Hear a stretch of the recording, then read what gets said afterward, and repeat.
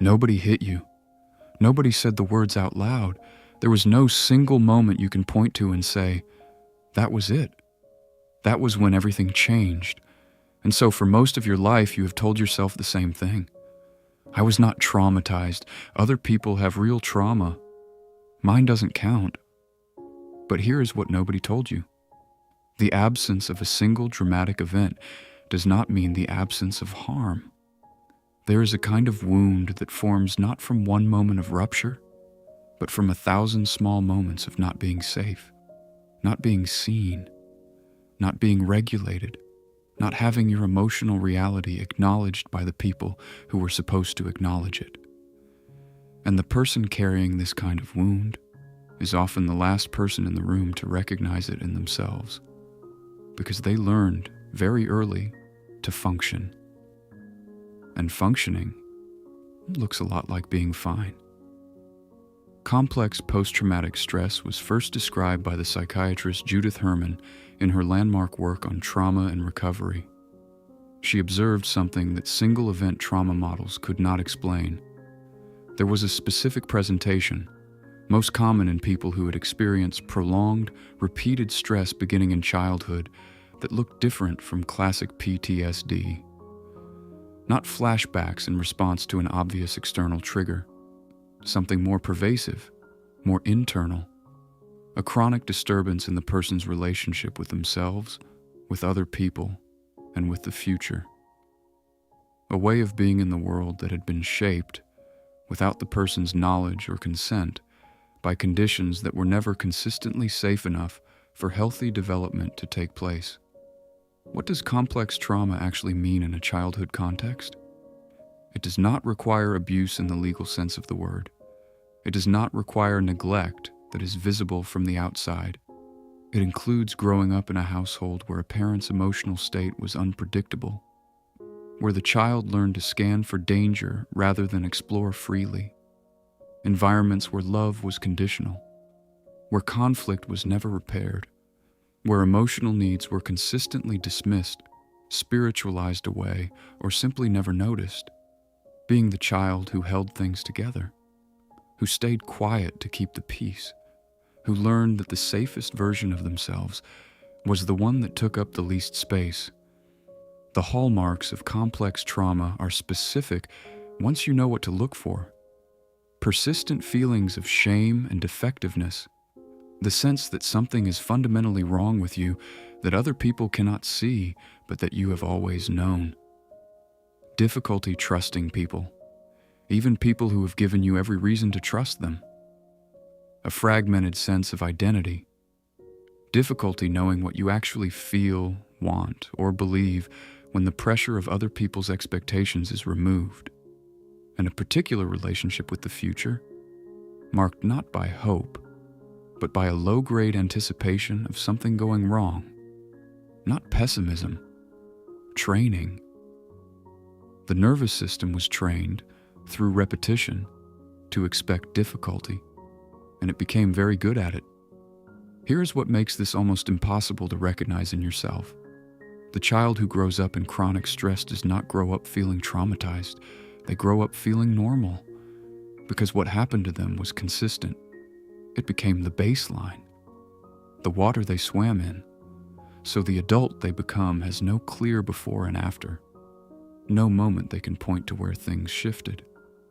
They only have a set of patterns they have always had, and a persistent, quiet sense that something is off, that other people navigate the world with an ease they have never been able to locate in themselves.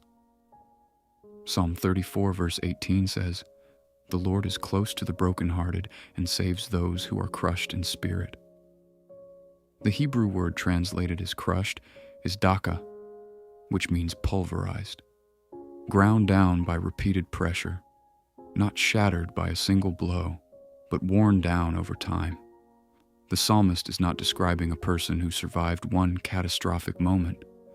He is describing a person who was slowly, consistently diminished by a weight that accumulated across years. And God's response to that person is not distance, it is proximity, the closest that passage will go. Here is the most important thing to understand about healing from complex trauma, and the one that trips most people up. Insight alone is not enough. Understanding what happened to you, even understanding it completely and accurately, does not automatically change the nervous system's response to the present, because the nervous system does not store complex trauma as a memory to be reconsidered. It stores it as a prediction about what closeness costs, what safety feels like, what to expect when things are going well. And predictions change not through understanding, but through experience. This is why complex trauma shows up the way it does in daily adult life. It looks like being extremely capable in a crisis and completely undone by small things. Managing a work emergency with clarity, then crying in the car because someone's tone felt dismissive. It looks like an emotional response that is disproportionate to the situation and confusing to the person having it, because the situation is just the surface.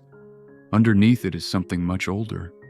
It looks like difficulty receiving care, not because you don't want it, but because your nervous system learned below the level of language that care is followed by cost.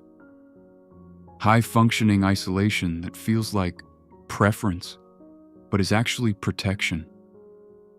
And an internal critic that is relentless and precise because it was built from the internalized voices of the earliest authorities in your life. The path toward healing is not a straight line, and it is not fast, but it is specific.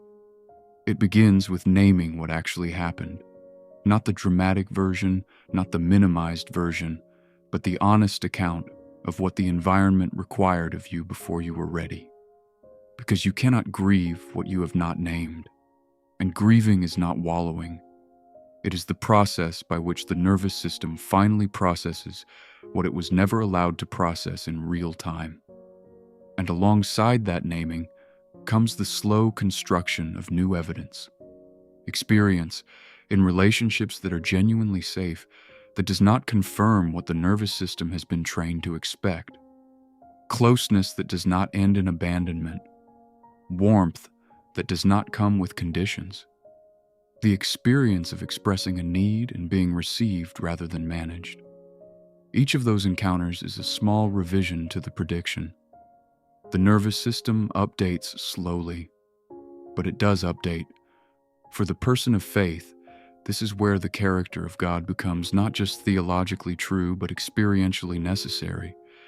Because the most consistent, most reliable, most unconditionally available relationship in existence is not a human one. And when the practice of prayer and stillness becomes a genuine encounter with a presence that does not withdraw when you are too much, the nervous system begins to register something it may have never fully experienced before, that it is safe to be here. That love does not require maintenance to survive, that you are not and have never been beyond reach. If what we've talked about today is something you want to go deeper with, I created a structured 7-day journey to help you calm your mind and begin working through the patterns your nervous system has been carrying. It's called the 7-Day Guided Journey to Calm Your Mind. The link is in the description below. It's practical, it's gentle, and it's built for exactly this kind of inner work. Take the next step at your own pace. Your trauma counts, even without a name, even without a single moment, even if you have spent years telling yourself it doesn't. And the healing that is available to you is as real as the wound was. Subscribe to this channel. Every week I create content at the intersection of psychology and Christian faith, because your inner life matters, and you deserve the language to understand it. You are not alone in this.